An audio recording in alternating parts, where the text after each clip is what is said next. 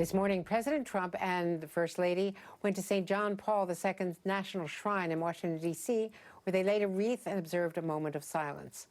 Last night, the president, of course, stood in front of St. John's Episcopal Church holding a Bible for a brief photo op, but without any notice to the church or to the diocese.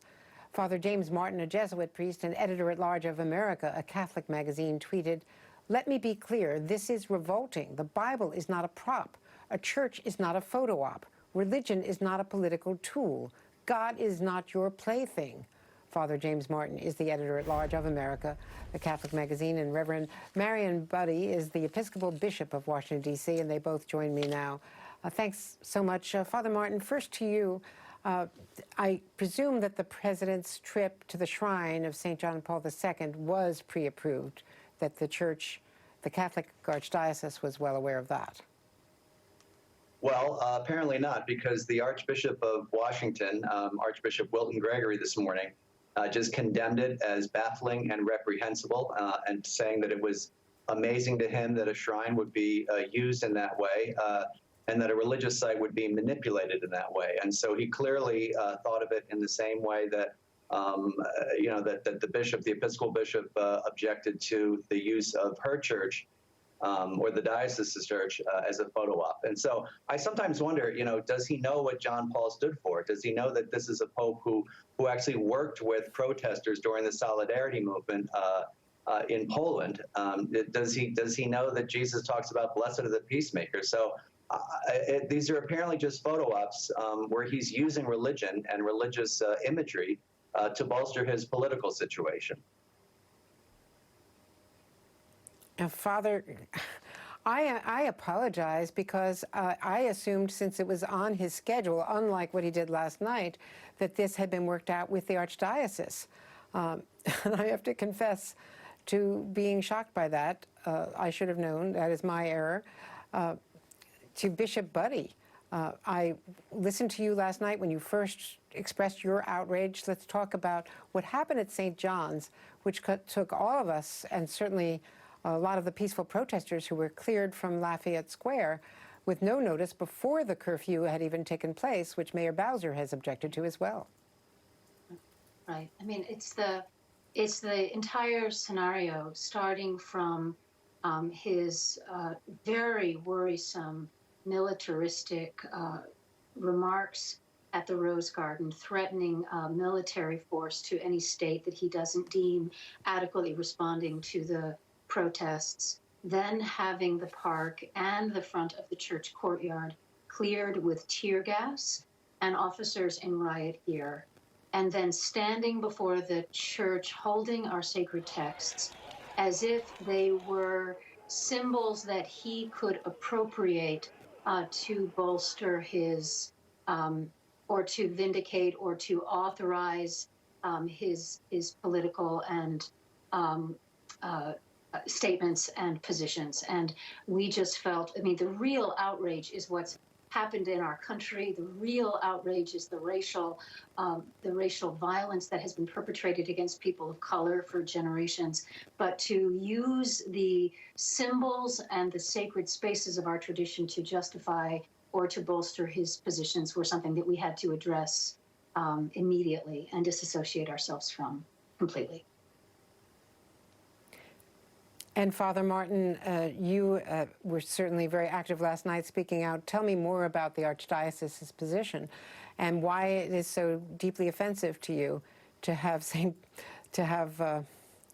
Pope John Paul II's legacy, his spiritual legacy, used in this political fashion.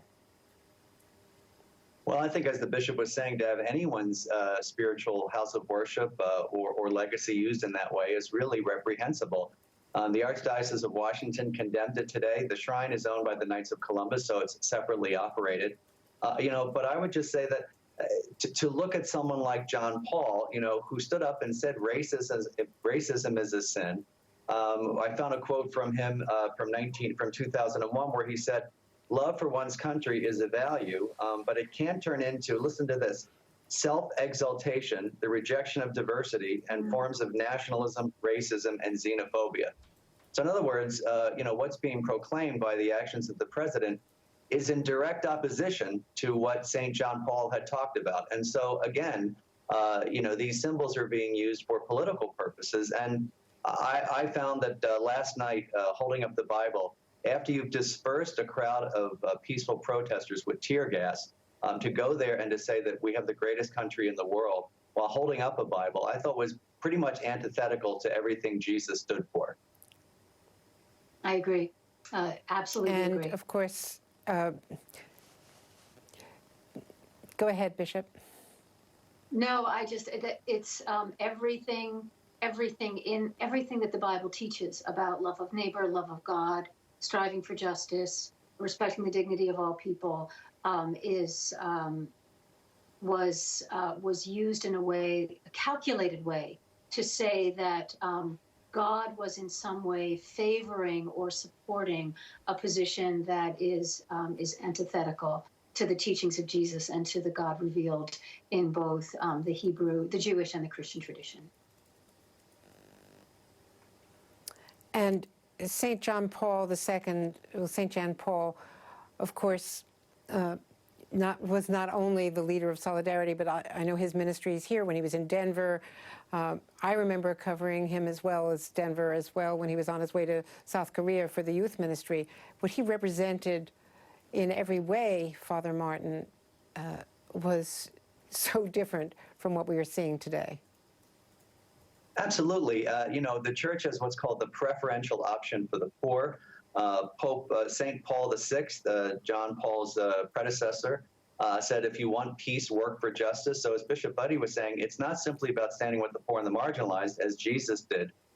It's addressing the systems that keep them poor and marginalized. And this is said over and over by St. John Paul II, I think in words that we forget, and to use him and his legacy and the church and the Bible and Jesus as a prop without understanding what their messages were is, I think, complete hypocrisy.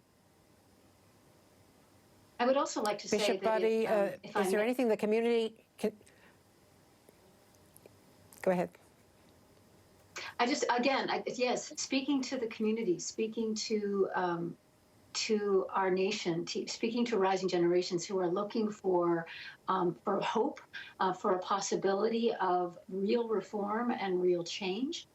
That one of the things that I think both Father Martin and I agree is that we believe that our spiritual communities and spiritual institutions are on the side of that movement and on that dream for justice and equality and dignity. And that is where we are called, and that is where we will stand.